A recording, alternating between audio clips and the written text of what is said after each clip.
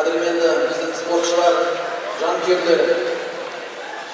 Takımı Kusherbayev Demek Belgilbayevning atынан bugungi xokkey merkesini boshqaruvini barliqlaringizni qutlayman.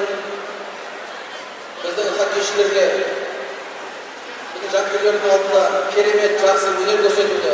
Adil o'yin ko'rsatib, suyushtirishga bo'laverdi. Tilaymiz.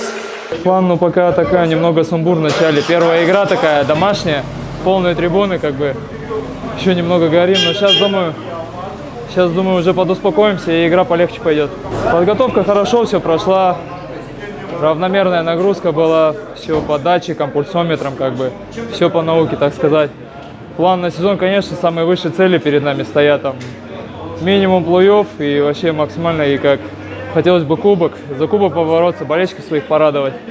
Такие цели стоят на сезон.